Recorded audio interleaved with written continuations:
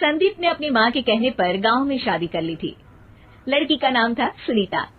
माँ का कहना था एकदम मॉडर्न बहू नहीं होनी चाहिए, लेकिन उन्हें नहीं पता था कि गांव से आने वाली बहू सुंदर सुशील तो होगी और उसको गांव से बाहर भी निकाल लाएंगे, लेकिन उसके अंदर का गांव कैसे बाहर निकलेगा। शादी के कुछ दिन बाद, माँ टिफिन तो देना जरा। बेटा अब तो स्कूल नहीं ऑफिस जाता है, माँ से नहीं अपनी बीवी से टिफिन मांगा कर। ओके माँ। सुनीता टिफिन ले आओ। जी लो टिफिन, इसके अंदर पिस्ता डाल दिया है। पिस्ता? पिस्ता क्यों? सास जी ने बोला था ना कि आपको पिस्ता बहुत पसंद है। ओहो, मैंने पिस्ता नहीं पास्ता बोला था, पास्ता। पास्ता? कहीं होता है पास्ता? अरे बेटी तू रहने दे, मैं बना दूंगी। अच्छा किया कि पाव भाजी बनाने का नहीं बोला, वरना किसी के पाव बना देती है। सुनीता को बुरा लगता है, लेकिन उसकी नादान हरकतें कम नहीं होती। ऐसे ही एक दिन, अरे तुमने ये क्या लगाया है? अरे आप वो फूस फूस करके लगाते हैं ना, वही। डियो? कहाँ दियो? किसको दियो? अरे वही ना जिससे खुशबू आती है। हाँ हाँ सही पकड़े हैं। अच्छा लेकर तो आना। कौन सा डियो लगाया तुमने?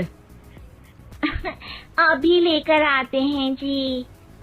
संदीप की बात मानकर सुनीता अंदर से खुशबू वाला फुसफुस लेकर आती है। OMG!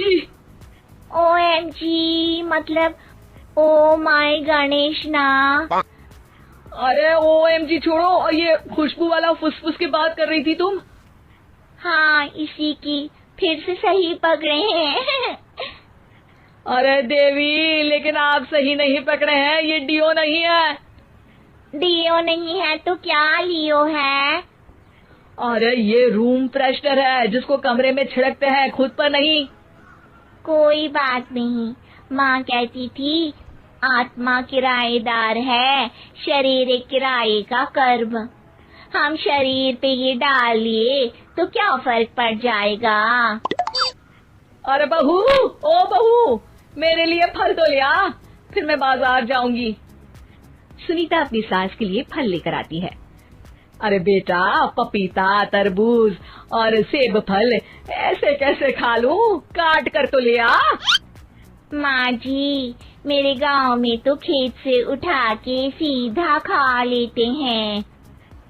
अरे ये तेरा गांव नहीं है ना। अरे संदीप, तू ही कुछ समझा देना इसको बेटा।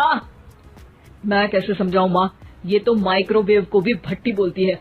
कल मैंने बोला हाय कैसी हो, तो बोलती है किसी को हाय नहीं लगानी चाहिए।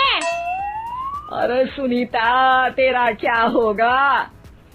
अभी तो कैसे बताऊं माँ जी, अभी हम कुछ करेंगे फिर पता चलेगा क्या होगा, लड़का या लड़की। हे भगवान, कहाँ से आ गई है? रामपुर से जी, आप ही तो लेकर आए थे मुझे। अरे मुझे माफ कर दो। पहले कोई गलती तो करिए जी, आपकी तो सारी गलती माफ कर देंगे हम। हाँ अरे बहू, मेरी बात सुन। फल यानी कि फ्रूट जब भी लाए ना तो काट कर लाना, ठीक है? जी ठीक है माँ जी, फल यानी फ्रूट यानी काट के लाऊंगी। सुनीता रोज ही कोई ऐसी हरकत कर देती जिसकी वजह से उसे घर में दो बातें सुननी पड़ती। एक दिन, माँ मेरे बॉस घर पर आने वाले हैं शाम को, उनका बर्थडे है, फैमिली साथ नहीं रहती उनके, तो यही पार्टी कर लेंगे। उनको अच्छा लगा तो शायद मेरा प्रमोशन भी हो जाएगा। मैं ना फ्रूट केक लाकर फ्रिज में रख दूंगी और तेरे साथ आज खाना मैं बनाऊंगी, ताकि जब साहब आए तो खाने में कोई गड़बड़ ना हो। शाम को जब सारी तैयारियां हो जाती है, संदीप के साथ बड़े साहब भी घर आते हैं। फ्रूट केक तो ले आना बहू, फिर खाना खाएंगे। अरे इस सब की क्या जरूरत थी, आपने बुलाया वही काफी है।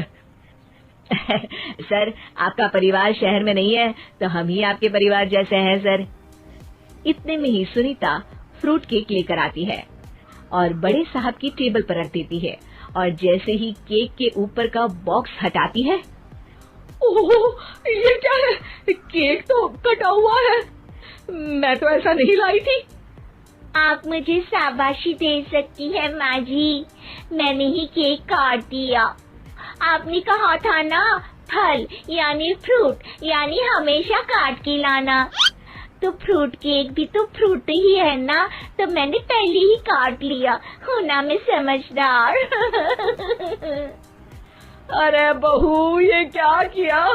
केक हमेशा वही काटता है जिसका जन्मदिन होता है। तुझे एक बात भी समझ नहीं आती, एक नंबर की बेवकूफ है। पूरा माहौल बिगड़ चुका था।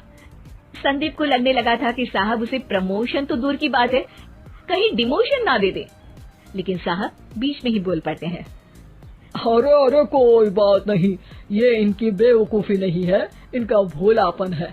बेटा, आप कहाँ से हो? रामपुर गांव से। अरे वाह, गांव से? फिर तो आपके गांव में ताजे फल और सब्जियां मिलते होंगे। हाँ, सही पकड़े हैं। हम तो काटते भी नहीं, सीधा खा लेते हैं। मैं ना एक बार तुम्हारे गांव घूमने जरूर चलूंगा। क्यों संदीप, ले चलोगे ना? मुझे गांव घूमना बहुत पसंद है। बस फिर क्या था, संदीप और सास दोनों खुश हो गए, क्योंकि साहब को सुनीता ने गांव की बात करके खुश कर दिया था। अब संदीप का प्रमोशन पक्का था। शिक्षा, कभी भी किसी भी गलती पर घबराना नहीं चाहिए। हो सकता है कि उस गलती की वजह से आगे बड़ा फायदा हो जाए।